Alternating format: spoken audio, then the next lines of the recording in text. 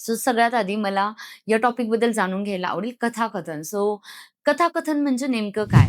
आता लहानपणी बघा, आपल्या लहानपणी आपल्याला आज्यांनी किंवा आजोबांनी अशा गोष्टी सांगितलेल्या आहेत. तर त्या गोष्टी सांगायची त्यांची जी पद्धत होती, हं, त्याच्यामुळे आजीच्या मांडीवर बसून आपण जी काही निवांतपणे गोष्ट ऐकलेली आहे, ती गोष्ट ऐकत-ऐकत आपल्या डोळ्यासमोर ते चित्र उभं राहायचं. बरोबर. तर कथाकथन म्हणजे तुम्ही जे काही सांगणार आहात, भले तो एखादा थॉट असेल किंवा एखादा पारंपरिक तुम्ही काही कथा सांगणार आहात, तर ती त्या पद्धतीनं सांगणं म्हणजे कथाकथन आहे. की जिथे ओके. तुमच्या डोळ्यासमोर ते पूर्ण चित्र उभं राहायला पाहिजे. हं, जर हं. एखाद्या प्रसंगातनं आपल्या घरातल्यांनी कोणी प्रेरणा घेणं गरजेचं आहे. तर तो तुमचा आवाजातनं त्वेष आला पाहिजे, त्या पद्धतीचं तुमचं बोलणं असलं पाहिजे. हे सगळं जे आहे, म्हणजे थोडक्यात थोडाफार अभिनय तुम्हाला करता आला पाहिजे, कथाकथन करताना आणि मग ती गोष्ट चांगल्या प्रकारे सांगितली जाते आणि हे सगळं कथाकथनामध्ये येतं, की जिथे तुम्हाला ती गोष्ट अपील होते, की अरे, जर शिवाजी महाराज घोड्यावरनं आलेले आहेत आणि जो त्वेषाने घोडा धावतो आहे, हे जर तुम्ही जेवढ्या चांगल्या पद्धतीने सांगाल, लहान काय मोठ्या मुलांच्या समोर सुद्धा ते चित्र उभं राहतं, की बरोबर. कशा पद्धतीने छत्रपती आलेले आहेत घोड्यावर आणि तलवार उपसून कशाप्रकारे लढाई केलेली हं, आहे. हं. तर हा सगळा भाग त्या कथाकथनामध्ये येतो.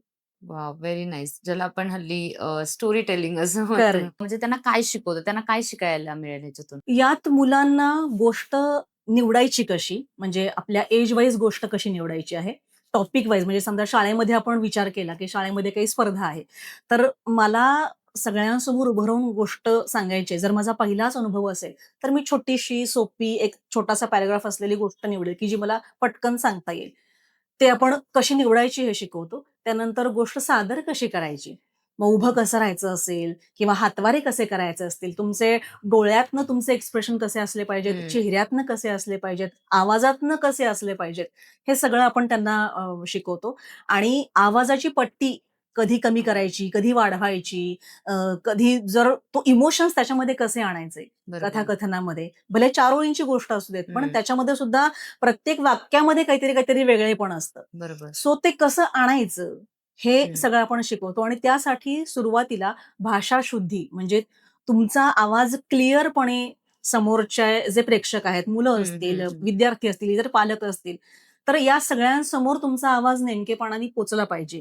मग अच्छा. त्यासाठी म्हणून प्रत्येक अक्षराचा, प्रत्येक ह्रस्व, दीर्घ हं, हं. यांचा उच्चार त्या पद्धतीनं झाला पाहिजे. मग च, च, ज, ज हे जे छोटे-छोटे अक्षरांचे उच्चार करताना व्हेरिफिकेशन येतात, तर ते तुमच्या बोलण्यातनं जाणवले पाहिजेत. बरोबर. तर हे सगळं प्रॅक्टिस करून होतं.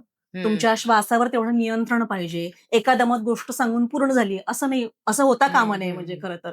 तर पॉज कुठे घ्यायचा आहे, थांबायचं कुठे आहे किंवा कंटिन्युएशनमध्ये वाक्य कसं बोललं पाहिजे, बरोबर. एका दमात तुम्ही कसं बोललं गेलं पाहिजे. असं सगळ्या गोष्टी हळू आपण त्याच्यामध्ये घेतो. खूप छान. म्हणजे मला असं वाटतंय, की जेव्हा प्रत्येक विद्यार्थी हा वेगळा असतो, प्रत्येक मुलगा हा वेगळा असतो आणि त्याच्यावरती जेव्हा तुम्ही फोकस करता, तर तुम्ही त्याच्या वेगवेगळ्या कॅटेगरीवरती फोकस्ड करता.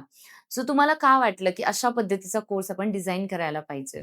कसं आहे म्हणजे लहानपणी आपण एक म्हण ऐकलेली, की बोलणाऱ्याचे राळेपण म्हणजे खडेसुद्धा बरोबर. विकले जातात, पण न बोलणाऱ्याचे आंबेही हं, विकले जात नाहीत. हं. त्यामुळे तुमचं बोलणं जितकं प्रभावी असेल, जितकं समोरच्याला अपील होणारं असेल, टच बरोबर. होणारं असेल, तर तेवढं त्याचा चांगला परिणाम दिसून येतो.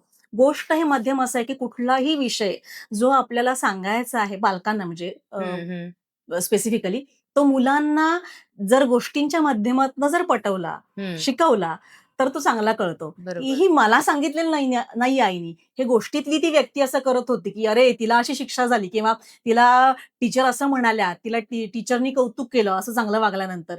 हे गोष्टीमध्ये जसं वागलं, तिला जसं मिळालं, तसं मला पण मिळू शकतं. हां. सो हा चांगला थॉट मुलांपर्यंत पोहोचवण्याचं गोष्टीपेक्षा उत्तम प्रभावी माध्यम कुठलंच असू शकत नाही. हे गेली 20-22 वर्ष मुलांना शिकवताना लक्षात येते, की "तू असं करू नको" असं सांगण्यापेक्षा त्या मुलीने असं केलं नव्हतं, म्हणून तिला किती छान मिळालं प्राइज असं बरोबर. सांगितलं, की पटकन मुलांना अपील होतं. So wow! हा कोर्स असला पाहिजे असं डोक्यात आलं आणि त्याप्रमाणे तो कोर्स करायला म्हणजे शिकवायला सुरुवात केली.